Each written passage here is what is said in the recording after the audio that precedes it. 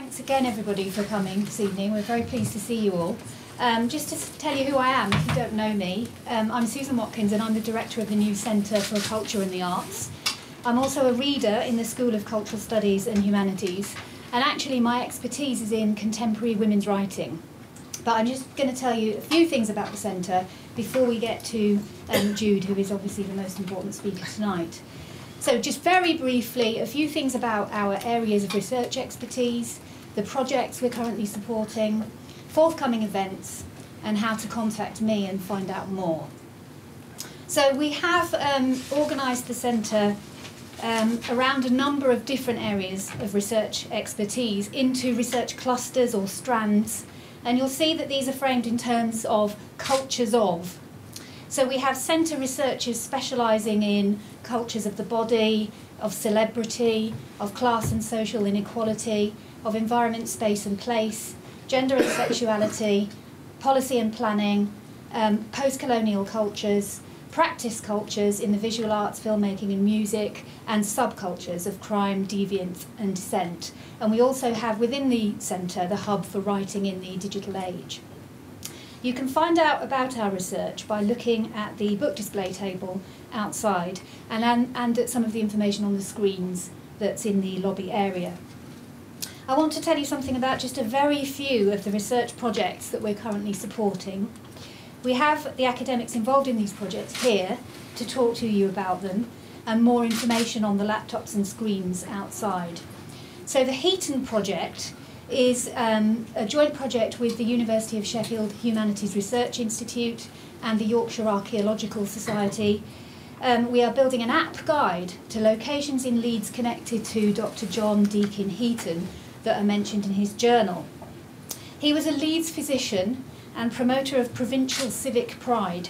His journals are a wealth of information for anyone interested in Leeds and the urban middle class in the 19th century. Dr. Simon Morgan is leading that project. He's here. He's just raised his hand very quickly, but he'll be out there at the end to talk to you.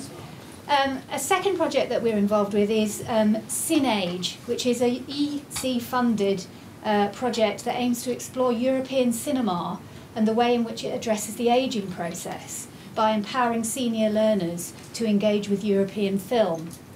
If you're interested in finding out more about that project, Jenny Granville is also here, and she'll be around afterwards to talk to anyone interested in that.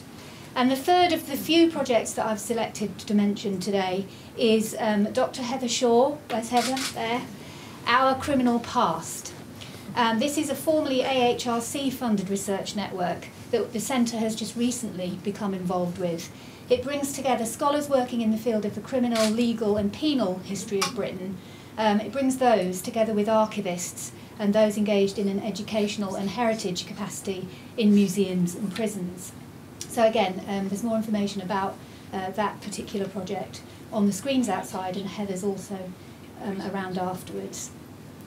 So just to say something about a few of our forthcoming events, we're sponsoring the launch event of the 2014 Ilkley Literature Festival with Chimamanda Ngozi Adichie, who's being interviewed by Dr. Emily Marshall. Where's Emily? There she is, on the 30th of May. Tickets are available via the Ilkley website. We also have a two-day conference, Media and Place, taking place in July, which is being organised by Lisa Taylor, and that's in order to promote our new MA course in Media and Place.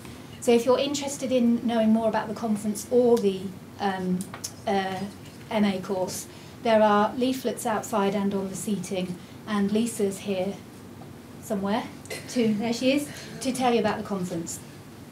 Leeds Met is also at the forefront of research in dance and contemporary dance practice, and we have a forthcoming conference in July which is being followed by a research day on questioning the contemporary in 21st century British dance practices. And again, that's Jenny Granville. And Beth Kasani is also here. Okay, and Beth's also here. I haven't met Beth yet, but I'll be happy to meet you afterwards. So, if you want to find out more, you can look at our website, you can follow us on Twitter, or you can contact me by phone or email. And I'd be happy to hear from you about future collaborations or research projects that we could work on. So thank you very much. I'd now like to move on to introducing our guest speaker. I'm honoured and delighted to welcome Jude Kelly to speak at the Centre launch. Jude has long-standing links with Leeds, as she was the founding director of the West Yorkshire Playhouse from 1990 to 2002, where she directed many memorable productions, including Singing in the Rain, which transferred to the Royal National Theatre twice and won a Laurence Olivier Award for Outstanding Musical Production in 2001. Having been in Leeds for some time, I can remember that those in front row seats at the Playhouse were liable to get very wet. Jude went on to found Metal in 2002, which provides space for artists and their projects in Liverpool and Southend and supports artistic engagement with the community. Jude is now Artistic Director of the Southbank Centre in London and was on the board of the Cultural Olympiad, which organised the creative, cultural and educational aspects of London's Olympic and Paralympic Games in 2012. In 1997, she was awarded an OBE for her services to theatre, and perhaps even more importantly, in 2013, Woman's Hour on BBC Radio 4 positioned her as one of the 100 most powerful women in the UK. We are very grateful to Jude for sparing the time from her busy schedule to come and talk to us this evening. Can I invite you to welcome Jude Kelly?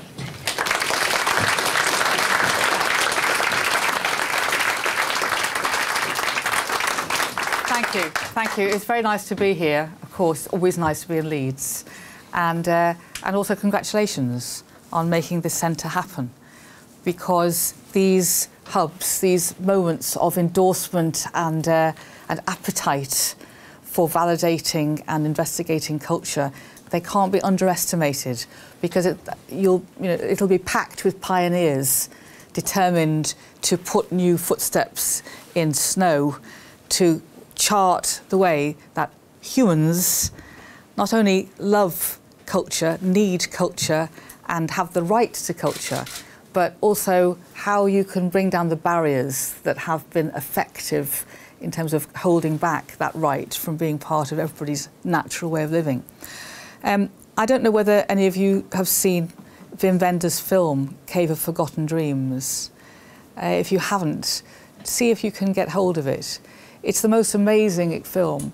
Wim Wenders goes to see not the Lascaux caves, but other caves discovered in France very recently that have the most vivid and extraordinary works of art, thousands and thousands of years old. But on the walls of these caves are beautiful gazelles, elephants, not giraffes, I don't think, no, but beautiful animals, not descriptors as in this is what we want to eat tonight, but actually obvious, paeans to the beauty and the mystery. And they're marvellous pieces of artwork. And the reason I say that is because, as you all know, there hasn't been a community, there hasn't been a society ever that hasn't felt the need to directly express beauty, pain, majesty, mystery, and find ways of doing that through form that we say is art, culture.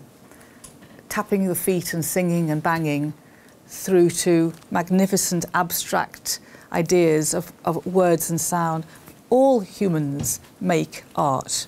But actually what happens is, in the desire to organise societies and orchestrate societies and ensure that people understand what place they hold in societies in hierarchical roles. It is extraordinary how art and culture has been used, like education, like literacy, as one of the ways of distinguishing between people who have entitlement and people who haven't. And the idea that, on the one hand, the most primitive of humans can make art naturally, and then you move forward to the 21st century, and we have societies, including our own, where people say, well, not everybody needs or deserves art. It's for those with finer feelings.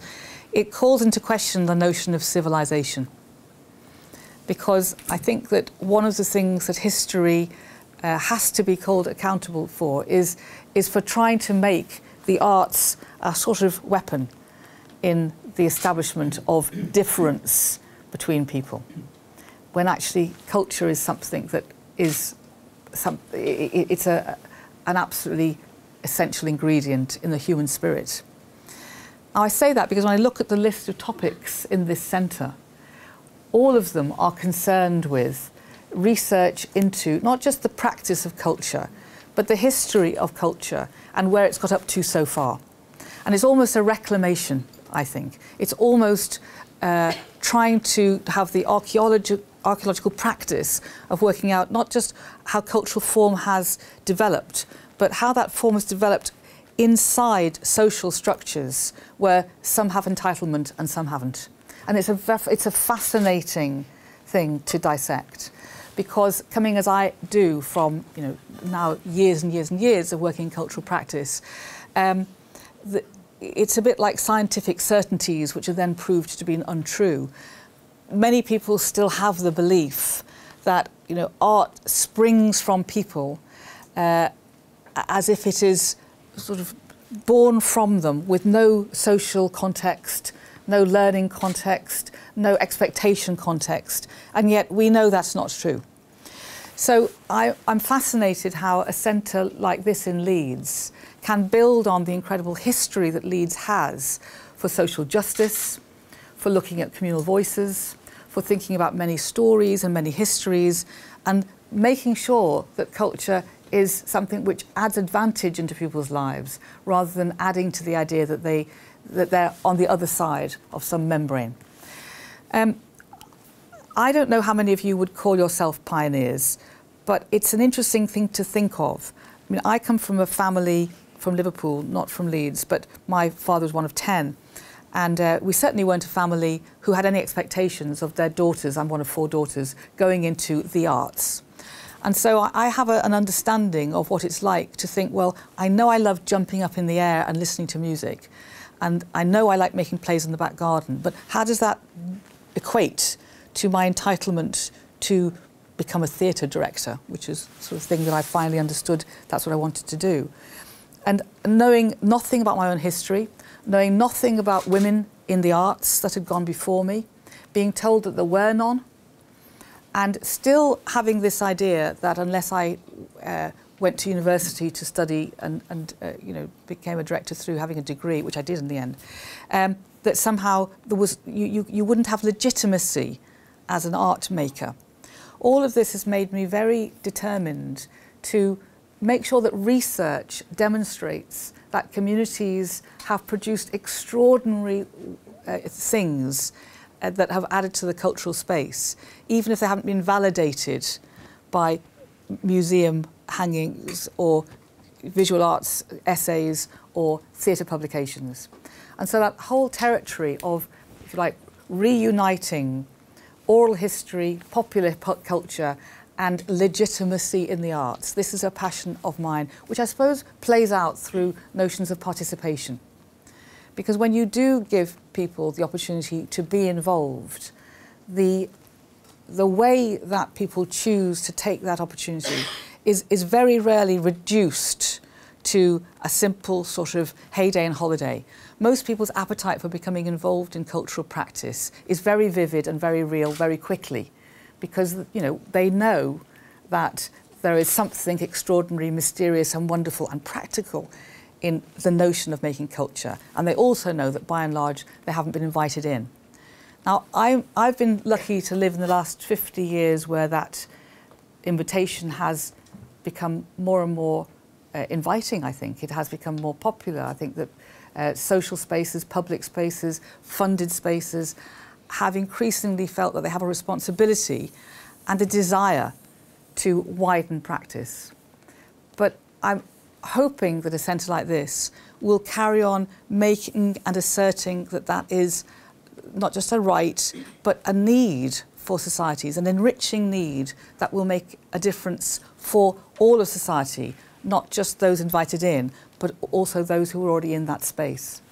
Now, when I came to the West Yorkshire Playhouse and walked around Quarry Hill Flats before it was built, one of the things that was so vivid to me was that there had been the social experiment, the Le Corbusier idea of social housing for the many, not the few, and with the idea of beauty and practicality side by side.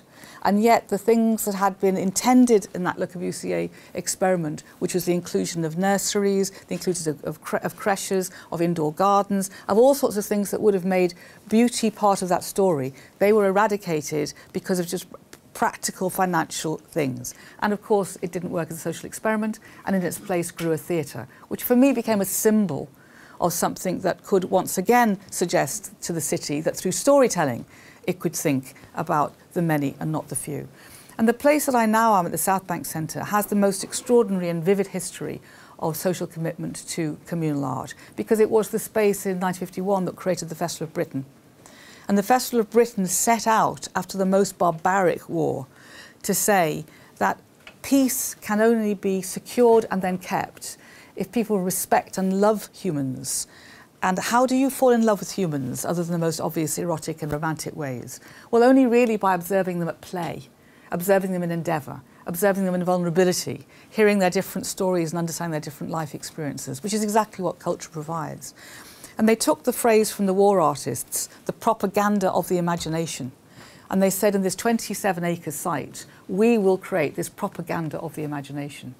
And that history of festival making is really what I have hoped to respect and inherit in the work that I now do as an artistic director, which essentially is about uniting some of the most profound pieces of extraordinary work, whether that be a Chopin sonata or a piece of work that by Rothko, and creating an ally between those known pieces of cultural artifacts with the idea of me as a 5-year-old jumping up and down to music and suddenly realising that it was more than sport.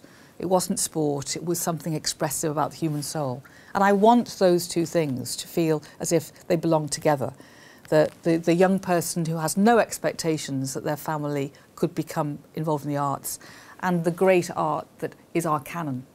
And just to finish, because I've got my 12 minutes, I think I've come to the end of it, is to say that for those things to meet in the middle, to open up the cave of forgotten dreams and say actually those dreams are relevant now, you have to believe in human rights, and you have to take seriously the idea of the Declaration of Human Rights with regard to the arts, and you have to work on a daily basis. And since our arena is culture, on a daily basis you have to think, are people being given their rights, and if not, why not, and what do we do about that? And never give in to the idea, as people would suggest, that excellence and access are somehow mutually hostile. This is not the case, never was the case, and with subtlety, sophistication and determination you can keep resisting that argument and keep being pioneers for social and cultural change. Thank you.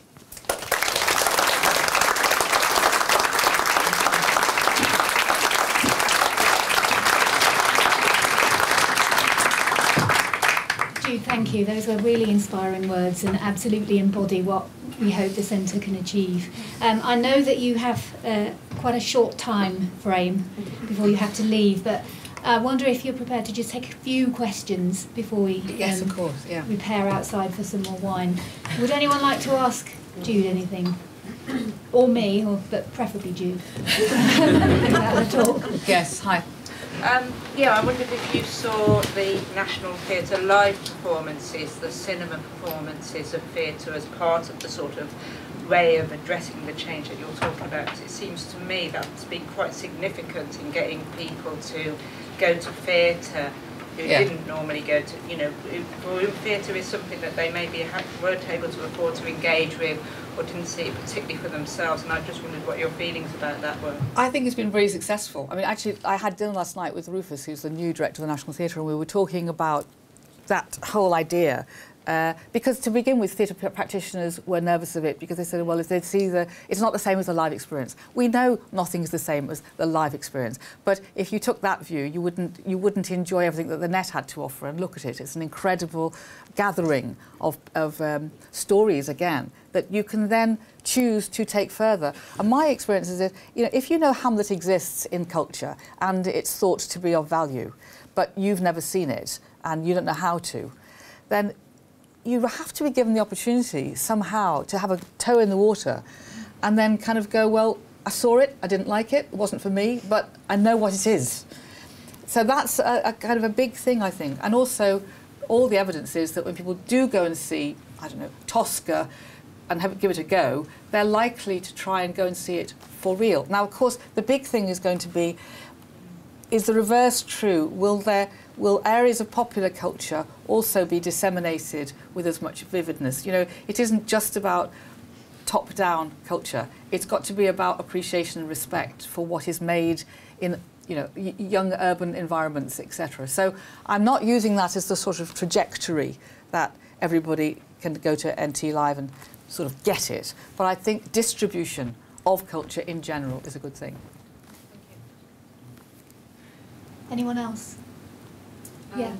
Thanks, Jude. That was a really interesting speech you made. At the council, and I work for Leeds City Council, we hosted a public debate in January, and we asked people, did they think Leeds should bid for a European Capital of Culture status in 2023? And we're having that conversation now during the year. And I think the feeling of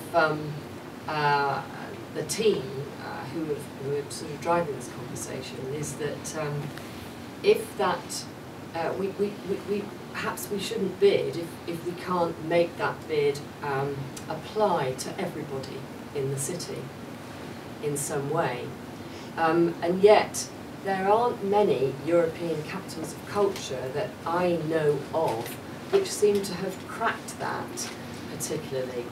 And you often hear about the benefits for the economy and placemaking, but you don't hear about the benefits that you've been speaking about really tonight, about it being for everybody in a city. And I wondered what your thoughts are about those competitions. Right. Well, can I take that and the final question at the same time, just so that I can combine them depending? Yeah. No, I suppose it's just really wonderful to hear your account of culture and like connecting it so much to sort of democratic, lived, felt experience of like, you know, why life's important really. And I suppose given that we're here to celebrate the opening of a new research centre, whether you think that suggests a different kind of research agenda around arts and culture. Okay, all right. Well, I can combine those two things really. I think that you should go for it, first of all, because doing it, just going for the bid, forces all those conversations to happen, which is a fantastic thing. And I've been through Leeds not bidding for various things in my time. and I think, for God's sake, you know, just be courageous, warts and all. It exposes what is vulnerable and what is not yet happening. No competition or award or anything can solve thousands of years of cultural disenfranchisement, or the fact that our education system does not give people artistic literacy and doesn't seem likely to in the immediate future. So you're always in a situation where the dispossessed are continuously dispossessed of many things. But the thing is that from working on the Olympics, from everything I've done through my cultural practice, I think that you know, you bring more people nearer the possibility of culture, and they then affect what culture happens. You know, I've just come back from Derry, and it had an amazing effect on the city. Of course, it didn't solve all its social problems. How could it? But it made people feel that their city cared for them in their imaginative inner life. It gave people the right to have an inner life. And this is another thing, you know, this is not only about sort of external big free shows and, you know, all of those things that you associate with popular culture, I suppose. It's also the right for people to think about reading differently, book clubs, all sorts of things. So I don't think that these awards are a panacea for everything, but they galvanise people to have rows. And there's a good row in a structured context, in my experience from the Olympics, because I was very involved in the Olympics and I have many scars, it forces people to have partnerships as well. And that really comes back to the point about the research. I mean, I sense from this centre that you have in mind this idea of contributing to the cultural practice of the many, not the few. You know, nothing I've heard is about the idea that this is going to be a sort of I don't know, just the elite arts. I mean, I'm not talking about elitism as something to do with great talent, but just the idea of holding on to it for the few. That's not what the centre is trying to do, obviously. But in the sense of cultural practice, I do think the history of Leeds and Yorkshire is an extraordinary one in terms of social progress generally and politics in social progress. So how you create the history of culture as it's gone forward in this region and put that forward as a big part of your bid, I would say that was a, USP. I think it's really worth thinking of doing that. So, thank you. I do know that Jude is on a very tight schedule. I've got to go to see the Minister of Pakistan now. But, okay. Shall we give our thanks one more time? Thank you, Robert. Thank you.